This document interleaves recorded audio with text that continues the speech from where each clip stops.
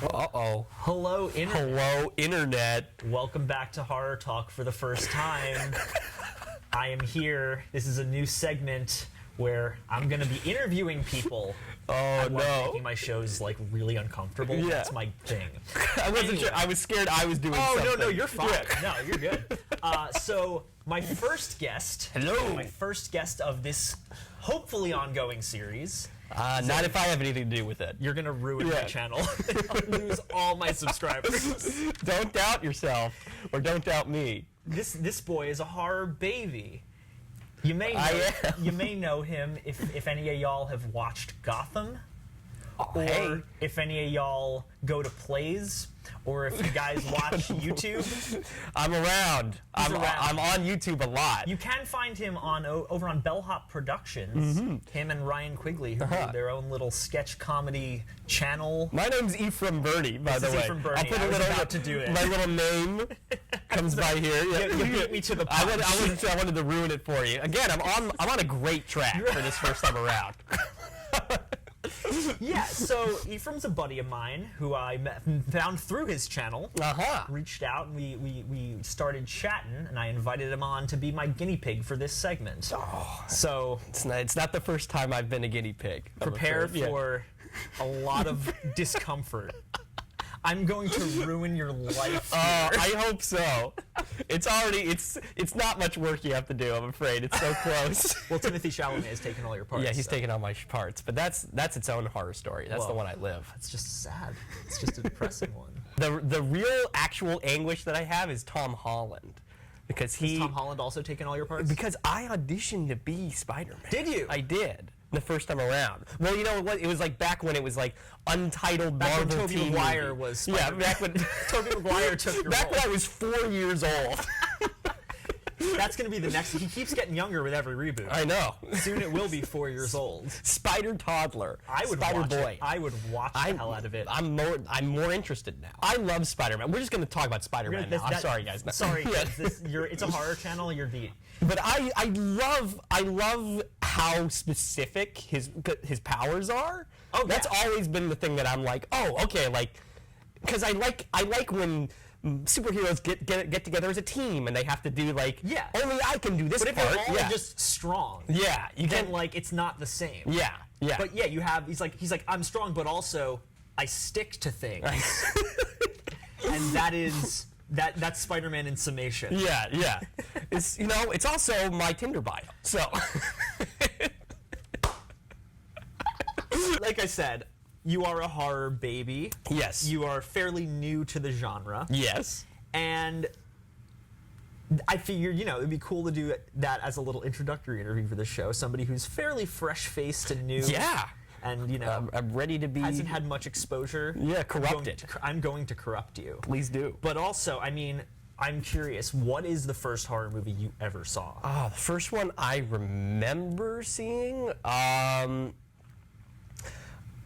think, well, I don't even know. I guess this counts. Like Alien, I think is going back, but that's more. Does that count as horror? The first Alien? Yeah, the first Alien. That as horror. I remember going as far back. I'm sure I saw like scary episodes or like. But like kids' movie scary is different. Goosebumps, yeah, definitely. That's different. That's a whole other interview. No, I think the first thing I ever really saw might have been Alien because I was a big. I liked monsters and aliens and space stuff so much. So I don't know why my family thought it would be like. I think it was probably like 8 or 9. And I don't know. They were like, yeah, he likes aliens. The movie's called Alien. Let's show him this traumatic movie where a man has a baby ripped through his stomach. Let's show him this creature inspired by a dominatrix. Everything H.R. Giger did was inspired by a dominatrix. Oh, well, yeah, we're all there. We can all relate, right, guys? So was that basically your introduction to the genre? I'd say maybe. Okay. That's like, with the that's exception the of like Goosebumps. Yeah, that's the first thing that's popping into my head. Okay. Yeah. See, that's fair. Like, I think I saw like a scene from Aliens. Sure. But I was a child who was traumatized by everything horror. Yeah. Like I would not watch anything until this I was all about makes sense now. 15, 16, and then I watched everything under the sun. Sure. But like Yeah, I mean, that's always it's always interesting to me, like people who were like it's fascinating to me because like you were able to watch that as a child. Yeah. And not be traumatized. Well, you know, I might just be. I can't go near a dominatrix now. Well, so, you're missing out on a lot of fun. Then. Well, yeah, we'll see. You hear that, ladies? Guys, here we go. Come on, ladies. No, I don't. I must have watched because I remember the end of it. I remember like them shoot. Like I have vivid memories as a child. The cat in the space thing, and being so happy that the cat survived, right? And the alien also being in there, and them kind of and Wrigley shooting it out, right? I feel like that happens in other alien movies as well. Not with the cat, I know, but like yeah. Well, you know, maybe you've seen one, you've seen them all. Well, it was so strange because I watched I watched Alien as a kid, and I must have watched it again like probably when I was a teenager, and then the next thing I watched was Alien like Prometheus. Oh yeah. So that's a weird jump. I skipped all of the ones that like put it in context. Nothing put Prometheus in context. I'm being serious. Nothing put Prometheus in context. Okay, it's just its own thing. But I watched it and I was like, well, when does the alien come in? And then it comes in at the end, the right? Literal last shot of the movie, yeah. The big white guy that's not me. Birds. You could have auditioned for that. I know. Timothy Shaw, they took it again. I guess, what are some that you've seen recently that you've enjoyed horror-wise? Horror-wise, let me see. This isn't like a movie, but I've been watching The Outsider. I don't know. Have you been seeing? I haven't yet. I've heard it's great. On HBO? Yeah, on HBO. I really like that because there's something that horror does that I don't feel like any other, like, I don't know, I'm not articulate enough to word this right, but like horror does like expresses like the mundanity of like how to make something so regular so scary. Yeah. Like when it's done right.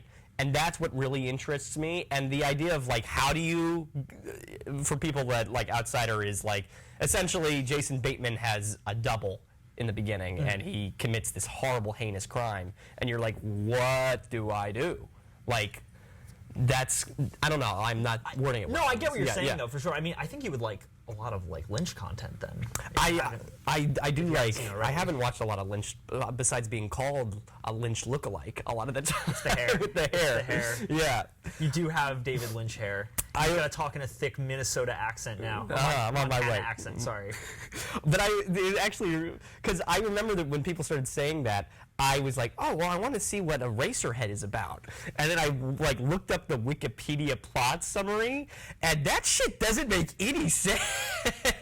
It kind of does if you watch it from the perspective of it was when David Lynch was like about to be a father, sure, and was really freaked out about it. It's a great movie. I'm sure it's a great movie. So good, but it's out there. All this stuff is out there. I just love like it'll go from one sentence to be like whoever David Lynch stand-in guy is walking around and he has sex with he wants to have sex with this girl, but he has sex with this girl. Next scene, there's a worm baby and it's moving. Yeah. Yes, that's Eraserhead. Like I mean, that's not even like. You're not skipping any steps there. Yeah.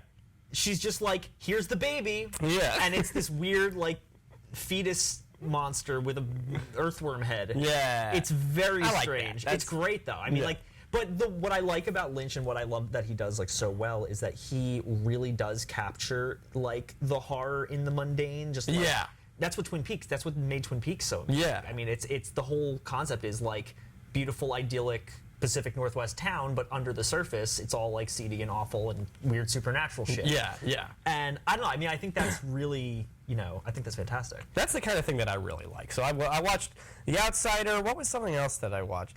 I don't know. I don't know if I think Parasite doesn't really count as like a horror. I wouldn't count it as a horror. It has elements of it for sure. Yeah. But it's like every genre. Yeah, it's like all that stuff. All of every genre mashed into one. I know. I did see your thoughts on it. All my stuff on it. Your thoughts on that's it. like a while back. For everybody out there, you can watch my podcast and explain. But I watched It Chapter 2 without watching It Chapter 1. and I was so mad that I didn't get any of it. Okay, so your first mistake is going into the sequel to a Stephen King movie where there's like 1,000 pages worth of backstory without context, and then you're expecting to understand it when even people who have seen the first movie didn't fully understand it. I was like, this is stupid. Why is the clown like that? Why is he in the picture? This doesn't make any sense. I was like, and then afterwards I'm like, oh, well, I'm such an idiot because of course there's like context to that. But I also just don't like children in 80s movies. I have like a whole, I didn't like Stranger Things, and it was also... Really? It also started because I was bitter because I auditioned for Steve and I didn't get that. I'm very particular in films with like child acting in general. Yeah. And like kid characters, because I'm like, a lot of times like you'll either get the kids who are just very obviously reading lines. Yeah. A perfect example of that would be the very recent The Grudge that just came out. Oh, is it not great? And I wanted to like it so bad. I was not really into it, but the kid who plays Andrea Riseborough's son is... You can practically see the cue cards off screen, and it's really unfortunate. He's doing his lines like, "What do you mean?" There's literally like a scene at the end where like he's like talking to his mom. He's like, "Mom, I'm scared." And I was like, "Oh." Haven't you ever talked to your mom like that? Yeah. I'm scared. I'm scared, Mom. Wah. And like I'm not like, you know, like, I know acting's hard. No, but also it's just the easiest job in the world. Well, it's for you maybe. No, well, it is hard for some. You know, it is hard for certain circumstances. But also, like, people are paying you a lot of money to just stand and say a line. I don't know. I'm cynical. I will be mean to actors. If you want, if you want me to be mean to actors, I will be mean. I'm not asking you to be mean. No, I don't want. I definitely wouldn't ask you to do that. Because I already am. So. No, I mean, I guess it's just like. With child acting specifically, like if I'm impressed by a child performance in a film, especially a horror film, like for me, I'm like, oh, that's really good. Like I'll be singing his praises because I'm like, that's generally not something I expect going in. But so I think that's also part of why I liked Stranger Things and part of why I liked. They're all very good. Yeah. Oh yeah. They're all very good. Especially with the first chapter of It. Like I like it because they're not written like adults writing for kids, they're written like kids. Yeah. And I appreciate that, like, because I hate films where you're watching it and you can tell that it's like a 50-year-old dude writing the story, like writing the script. When it's like either like teenage girls talking or like young children talking. It's like, Stacy, I have to find a date for the prom, you know? Yeah. Stacy, go friend me on MySpace. You haven't done it yet. Oh, dude, the Slender Man movie. Oh no! That was a 50-year-old writing teenage dialogue. That was garbage. Oh no! And that was a shame because that was like. I like what's her name, Bobby or not? No, that's Millie Bobby. King? Joey King. All of the cast in that movie, like outside of that movie, they're great. Yeah. But like in that movie, I was like, what is happening? Like, this script is terrible. And then like they killed off, in my opinion, the best actor of the bunch, Annalise Basso, who was in Oculus. She's the first one gone in the first 15 minutes. I'm like, why? Not to say I don't like Joey King, because I do, but like, why would you get rid of the best actress in the movie in the first 10 minutes? But sometimes they do that. Like, I feel like the people that... A lot of the times I feel like the people that are like in charge of making these things have never seen a movie. They've never, they're just like, that one will go. That one, that one. She's the one that nobody knows, right? Yeah, get rid of her. So I don't know. It is frustrating when it comes down to that. Well, I mean, since we're talking about acting and actors in general, you come from a family of actors. Oh, I sure did. Did you think I was messed up now? Wait, just wait. I guess I'm just curious, like, because you have an insight that I don't. Yeah. Why do you think that like some actors like avoid horror films like The Plague? Because that's my question. I'm curious if you have any. I don't. I couldn't tell you like for certain. I know that. For one, like, managers in particular, I mean, it's different. Whoever you have that's representing you says different things. But I know a lot of managers are like, horror's not going to like get you anywhere in your career. It's not the next step in the sense that, like, I mean, everybody's looking out for a thing that's like, oh, that's going to get you an Emmy, that's going to get you an Oscar or whatever. Right. And because horror is so rarely kind of represented in something that's serious, I mean, it's sad, but it doesn't get a lot of kind of clout, I suppose. It doesn't. And I mean, that's a thing that I've noticed a lot. And I'm perpetually bitter every year when the Oscar noms come out, because I'm like, not to say like every horror movie is great, because there's so many bad ones, and there's so many that are like schlocky but fun, whatever. But like at the same time, when you have shit like Hereditary and Midsommar and like these genuinely fantastic films, like I was livid that Toni Collette didn't get a nomination for Hereditary. Yeah, I remember that, like, and that was very frustrating. Yeah, like because you've seen Hereditary, yeah? I haven't. Well, that part. Oh, you saw the guy. You've seen the Alex Wolff took my part. Yeah. Oh. Did you audition for it? I wanted to. You have to understand, all these parts I'd like to audition for, and you know, I'm seeing these guys that I know. I've seen Alex Wolff around. I know him. Sure. I know Timothée Chalamet. My friend sneezed on in high school, so it's like. I'm like, I'm just a bitter old man that's just like, well, I want to be but I have seen the scenes in Hereditary that. So you've seen like you've seen her performance. Yeah, overall. she's fantastic. Oh yeah, same. And, like, and same with Florence Pugh in Midsommar. Like, I mean, like those are brilliant. I'm happy she got a nom for Little Women, but also like she's so good at Midsommar. Like why is that not getting the attention? Even The Lighthouse, which was I hear there's an Ephraim in The Lighthouse too. Or a character. Kind of, sort of. It's complicated. I don't want to spoil it. Okay, don't spoil. Because also the movie's weird and complicated. Sure, all right. But it is a fantastic movie, and that's another thing. Like I'm happy it got award recognition for the cinematography, but also like Willem Dafoe's performance in that movie is insanely I love good. Willem Dafoe. I love those guys. So good. Yeah. Robert Pattinson too. He's so good, and like neither of them got any attention for it. I'm like, come on. Yeah. Like, no, well, it's just because there's a bunch of I'm telling you, it's these guys that have never seen a movie before that are picking the things out, and they're like, I was around during World War II. There's one war movie every year. Yeah. That's the same movie every year. It's astonishing that it's now been over 100 years since World War I, and we have 1917, which is a great movie. I admittedly haven't seen it yet. I have seen it. It's a very good movie. I'm going to be pretentious. I say I liked Dunkirk a little better. I didn't like Dunkirk. You didn't like Dunkirk? Here's the thing. Then you're not going to like 1917.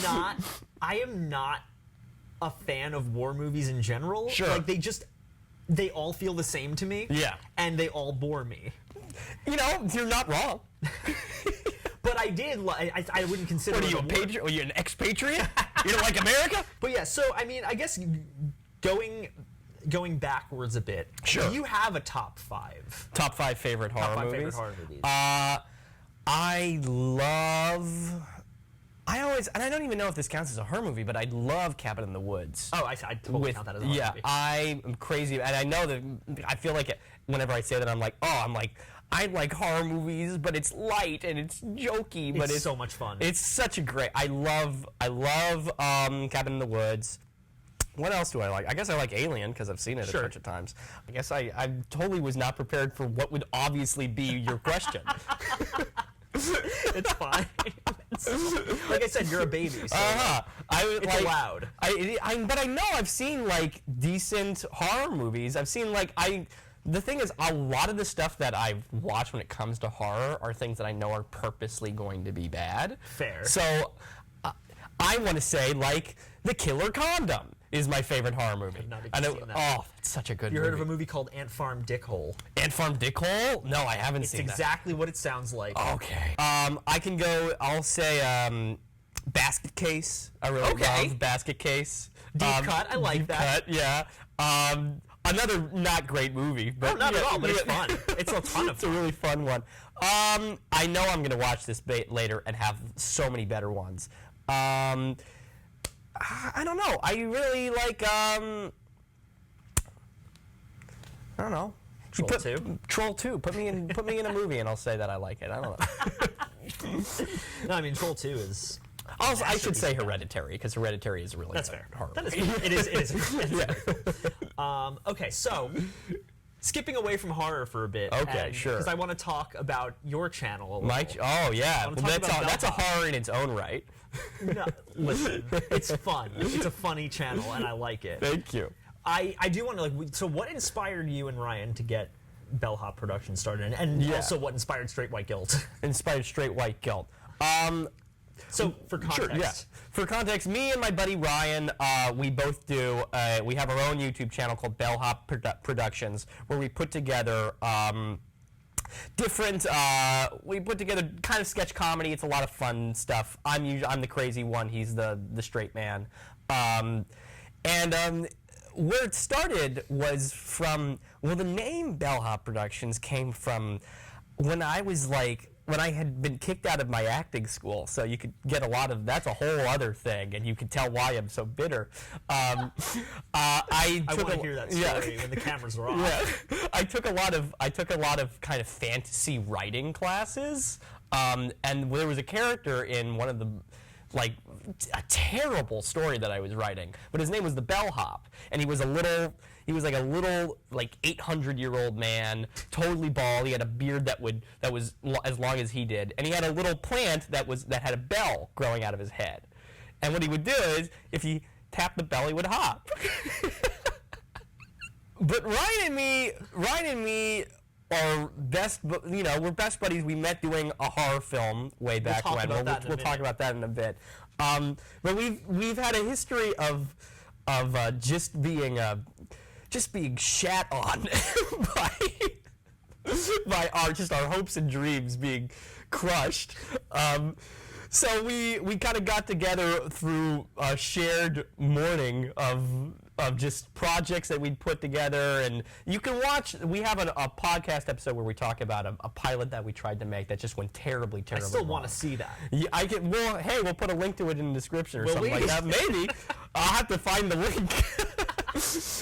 I'm gonna bother you about this later. Yeah, you'll bother. Send me the link to click. I'll send you the link to click. Hey, maybe somebody will watch it now. Straight White Guilt, which is a web series that we make, where where my crazy character kind of twists the logic of social conduct and norms and how do you get away with things and things like that. To an extreme, came out of a conversation we had where we brought that pilot to a film festival, and this guy was talking to us, and he says, people aren't really. He said that he had the best dig ever, which I like. It still burns to this day, but it was really. He's like, your stuff is really. It's like popcorn comedy. It's like, people aren't going to really take it very seriously. That is a backhanded compliment if I've ever heard one. I know. And so he says what people really want is like socio-political comedy, which I don't know if I don't really want socio-political comedy, but he said you need to be saying something with your jokes. And so we're two straight white guys. Nobody really is going to want to hear us talk about something like our valid criticism on things. Right. So we made this bit, the show just kind of consistently becomes about like, well, how can we be socio-political if we're like this, right. If we're who we are. So it's the kind of the stepping stones of navigating certain things. I mean, I think it's pretty fun. It's funny. Yeah, like that was among the first things I saw from you guys. Was just a couple episodes of Straight White Guilt, and I thought it was like I didn't know what to expect from it going in, especially with the title. Yeah. So like we've gotten like hate comments about it. Have you seen some of that? I haven't, but I mean, like, given the title, I was like apprehensive, and then I watched. I was like, oh, this is funny. Yeah. Like, this is not what I was expecting it to be. We were trying to be. I mean, people were like, "Oh, fuck you with your clickbaity liberal guilt comments and your title," and you're like, "You're not wrong. We named it that because we thought people would click on it." Clickbait king. Clickbait. We stand a clickbait king, everybody. But that's essentially where the channel and the show came from. Sure. Was okay. All that. And what's next? What's next on the horizon for Bellhop? we have to like make a video again. We're starting a Pokemon Let's Play thing, which is really stupid, but it's something that was purely for me because I'm a Pokemon diehard fan. Sure. So we're doing that so that we have a couple of episodes lined up that I just need to make the thumbnail for. We have here's a real plug. On February 8th, our skit, A Quick Little Powwow, is going to be, if you're in New York, it's at the New Ohio Theater. We're having we're part of a film festival called the New York Indie Theater Film Festival, NYITFF. And you come on by 7 o'clock Saturday, February 8th, and you can get a $10 ticket and punch me in the face if you want. I'll probably be there, most likely. Yeah, I was going to extend the invitation to you. If I stumble into money to make it into the city, I'm very poor. No, I'm definitely going to try and go because it sounds like fun. I'd love to have you there. For sure. But that's what's on the horizon for Bellhop. We have a play that is getting produced in the summer. That's kind of cool. Is that playing? That's the one. Yeah, that's playing Possum. Awesome. What I sent you. So you actually got you got it. We got into one of the film festival, not a film, a play festival, where it's going to be kind of, we get a tiny little production of it, which is very cool. We have like we are chronically writing shit that we can't make. Big mood. Yeah, big mood. We love to have dreams and write things that we would never be able to do. But instead, but when we do that, it means that we can't make things that we can actually put on things. So we have a lot of scripts in the backlog. So we'll see. Who knows? I would love, like I said, I've told you, when I first met you, like I'd be always down to help, produce any of those. Yeah, absolutely. Yeah, you've got some insane ideas. We already have you signed on. Cool. Yeah, I'm in. Yeah. I didn't sign any fucking paperwork even. This is you're really going to ruin my career with this. Yeah. Mainly, your background is more comedy than anything. Yeah. And there is a fine line between comedy and horror. Oh, don't I know it? There is a very thin line. Have you seen Catherine? Jenny Slate's 12-part YouTube series. Oh no, I haven't. But I thought you meant I know the video game Catherine. No. Jenny Slate made a 12-part YouTube series called Catherine. Okay. And I don't even know how to explain it other than it's a mundane office drama. Huh. But where everyone is playing their characters as though they're like fucking aliens, and they all just speak like this. Hello, Catherine. How are you? Welcome back to work. It's like everyone is just speaking monotonous. Yeah. And it's like I'll take 3 pens and 100 sheets of paper. Oh, and it's 12 episodes of just shit like that. Oh, I like that though. It's insane, but the whole thing is backscored by this really eerie drone that makes you apprehensive and uncomfortable the whole time. Yeah. And I guess have you ever thought about pushing any Bellhop skits into that territory of so weird and that weird Adult Swim avant-garde almost horror in a surreal sense? I'll tell you, I have a dream. This is another project I'll never be able to do. But I have a dream of making a horror movie where the first half of it is totally like an innocuous, the big sick romantic comedy type thing. And then it just twists. And I want to market it as a rom-com. That's awesome. That's really fucking cool. That would be my dream would be to make something because my big thing with a lot of horror movies today is that I feel like it can't possibly be as scary as as the people making it want it to be, because we know we're going in and we're prepping for it, right? Right.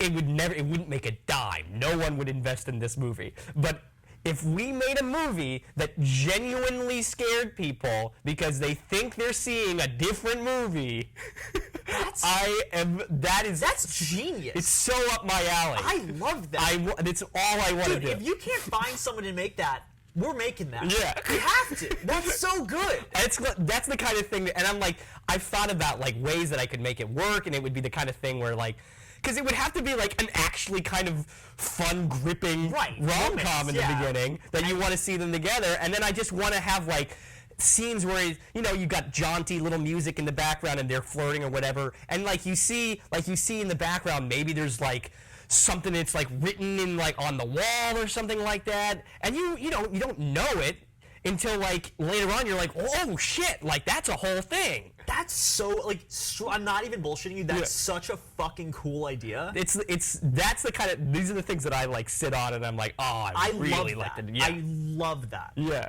Okay, so it's time. So it's time to talk about. So speaking of Indiegogo, you and Ryan, you and your co-star, met on the set of a horror film. Of a horror film. With, I'm a horror baby because I was born out of horror. A little short film called The Mystic. The Mystic.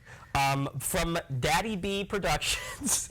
Don't laugh because they've actually changed their name to Mardina Media now. Oh, okay. They realized that it did kind of sound like a pimp. Does he still go by Daddy B though? No. Well, maybe around friends. Oh, okay. His friends. My friends call me Daddy B. Yeah. You can call me Mark. I don't know what his actual name is. Mark is his real name. Mark is I thought, I'm like, how did you know? How did you know? That's crazy. I genuinely just made that up. Oh, wow.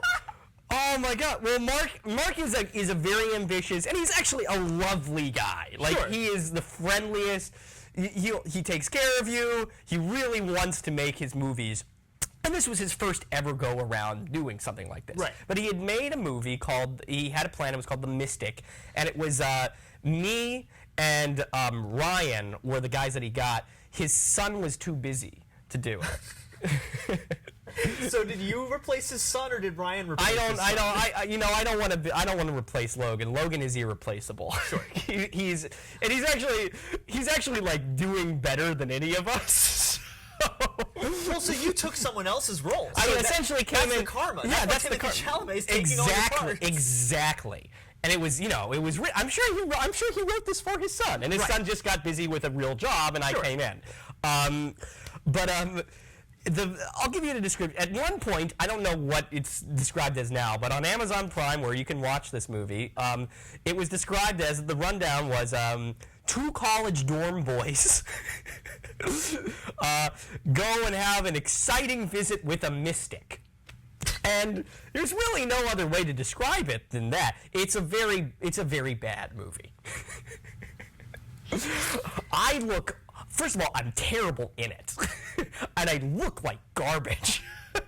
To be fair, you and Ryan were doing the best you could with the script. I think we were trying our darndest. It's essentially what happens is me and Ryan are two guys and two college kids, and Ryan is bored, and I find, for whatever reason, I have this flyer, this brochure of some guy handed this to me in the cafeteria. It's for a fortune teller. And I'm like, this is really lame. And he's like, no, we have to go. And he calls me a pussy at some point. Yeah. And then we go, and there's this woman who's at our time was both of our managers. Really? Yes.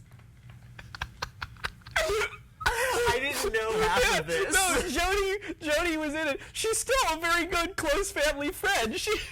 But she represented us at the time, and she was in it because I don't know if he could find somebody else to be in it. She's holding this chihuahua, and she lets us in, and she's got I don't know why, but she's got this bedazzled tattoo on the side of her head. Nobody told her to do that, and none of us ever talk about it in the thing. But she says, the mystic will see you now. And we go in, and then he's in this dimly it essentially becomes a black screen for about 2 minutes. It's dimly lit is putting it gently. It's putting it gently. Where Daddy B himself, the director, was that Daddy B? Plays the mystic. He's the mystic. He's just a man in a cloak. He's a man in a cloak. And he says, you've come here and you've agreed to give me your souls. And Ryan, who is like a gruff New Yorker, a New Yorker. He's like, yo, I'm not. I got no. You're not taking my soul. And then we both leave. And there's a moment. This is one of the Easter eggs. There's a moment where we couldn't. There couldn't be a time where both Mark was filming and also being the Mystic. Right. So there's a moment where Ryan is walking down the stairs and there's a brief glimpse. You see the Mystic following them, and that's actually me. That's that I had to put on the Mystic costume because Mark couldn't be the Mystic that time. He was filming. Oh my God. So it's very bare bones. Essentially, what happens is at the end, Ryan takes a shower and then coughs up blood. And coughs up blood, and the Mystic got him Somehow. Somehow He used his mystic powers. He missed his mystical powers, and he dies. And I get mad at him on the phone because he missed our movie tickets. and then I go to it. The only good shot in this thing, if you watch this, you're going to know what I'm talking about. There's only one good shot in this thing, and it's stock footage of a funeral. Here's the thing. You say it's stock footage, and I believe you. Yeah. But I want to believe that he went to a funeral that was just somebody's and filmed the casket. Rented out a really nice camera, filmed the casket for one The shot. casket of someone he didn't know. Just filmed the funeral and then left. It's really something. And then I write like a blog post. You have this whole monologue. I have a whole monologue where I'm like, live your life to the fullest. That's what Ryan would have liked. That's what Ryan would have wanted. He would have wanted. To this day, Ryan resents me a little bit because he wanted to play my part. Oh, really? Yeah. Because neither one of us wanted to do this death shower scene. With this guy that we didn't know calling himself Daddy B. A long-winded 4chan my blog post. Blog eulogy. Yeah, my blog eulogy. And then I'm at the end, I figure it out. I'm like, wait a minute. Who was the last person to have seen him? And then I look at the camera and there's the Mystic is behind me. The Mystic. Which is and then the Mystic gets you. Again, but also remember, Mark was filming that scene, so that's not him either. Is that Ryan? It's not Ryan. I wish it was. It was. He went to. I think he went to like a CVS and picked up like a Halloween mask that would let lights up, and then he just hung it in the closet. And so you see that lights up in the back. It was a whole day. It was a whole day. We had to get it prepped and everything. The whole thing shot in a day? No, that scene. Oh, that scene. Oh, okay. How long did that shoot take? There were maybe 4 days of shooting in all. Yeah, because we did one with the. Because there's only like 4 scenes. Well, was one day entirely candle lighting, or? Oh, one day was definitely entirely candle lighting. You have to, there's some great. If you like candles, this is your movie because there's a lot of that. That's true.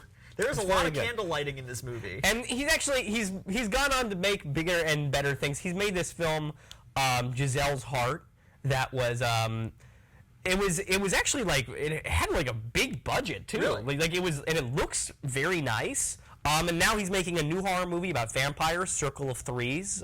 And also you can find the Mystic yes, on DVD. On DVD. You can buy it on Amazon. On Amazon, you can buy it on Amazon. You can also get it. It comes in a package called The Exploits of Daddy B. If you want to see everything, I'm not in all of it, so you can. If you want to just skip past all the other stuff and get to me, or you could just skip past me. I would recommend watching The Mystic. It's very good. It's a good time. Very good. It is a very good time. I would advise getting high and watching The Mystic. Oh, yes. You have to be. That's a prerequisite. Because if you don't, you see the comments that people have left on the reviews circus, and they hate me. They hate do they me. really? Oh, they hate me. I didn't read the reviews. The reviews are, there's like, for these two guys, I see fast food in your future. I was like, oh shit. What does that mean? They're like saying that we can't, working at McDonald's. I thought they meant like eating fast food. These two guys are gonna get really fat one day. Like, what? Yeah, I was like, wow. But there's some nice ones. I think he must have gotten his friends to write some nice ones. I probably should have written something nice. I'll write a nice review for the Mystic. I'm very sorry, Mark, because you've been nothing but kind to me, and I have not supported you nearly enough. He asked me if I would donate for Circle of Threes, so maybe I'll work and raise some money for you. Honestly, like I'm not even joking though. Like all kidding aside, first of all, it's awesome that he made a movie. Yeah, that's just the coolest thing ever. Yeah, like that's not easy. And no, we both know. Yeah, and regardless of quality, you still did it, and that's incredible. Yeah. That's an accomplishment. And I have to say, it has brought me a lot of joy. This movie makes me very happy. I mean, here's the thing. Even when a movie doesn't turn out great or turn out the way you want it to, it's still an accomplishment, but also, if it doesn't turn out the way you want it to and it ends up like The Mystic, yes, then it's still fun as hell. Yes, it is totally accomplished. It's 18 minutes, guys. Yeah. So it's on Amazon Prime. You can watch it for free. You should watch it. Yeah. It's very funny. It's very good. It's very funny. Yeah. I won't spoil it for you, even though I've just told you the entire movie. But there's some great parts. Listen, no words can do it justice. Yeah, no words can do it justice. Everybody should be watching Mardina Media stuff, because there's nothing. You can say one thing for certain. He makes movies like nobody else. Oh yeah. Yeah. So you should watch his stuff. No, for sure. Well, all right. Well. Thank you. Oh my goodness! I survived. You survived. I survived. I am going to make you a list of horror movies. I know that I actually should watch. And like I said, take advantage of the fact that you're in the city right now and see Color Out of Space. I saw your little review for it. So good. Yeah. Nick Cage, man. Nick Cage. He can do no wrong until he does something wrong. Until he does Vampire's Kiss, but like even Vampire's Kiss is magical. Like, have you seen that? Is that the one with Tom Cruise? No. That's Interview with a Vampire. That's Interview with a Vampire. No, Vampire's Kiss is a horror maybe film from like the late 90s. The plot is very simple. Nick Cage thinks he's a vampire but isn't. Oh, fantastic. That's it. Like, watch that movie. I've never related to a movie so much. It is so dumb. Yeah. It's incredible. And Nick Cage has this inexplicable accent throughout the whole film that I don't know what to consider it. But it's magical. Is that the one with like where the meme comes from? Yeah, where he's got the face. The face. Yeah, that's the one. Yeah. That's the one. Okay, with the meme. I have to watch that. Oh, it's so good. It's incredible. But anyway, thank you so much for coming on the channel. Oh, thank you so much for having me, Lee. Thanks for coming out to Jersey. And if y'all have watched this far, go over to Bellhop Productions, give them a subscribe, listen to their videos, watch their videos.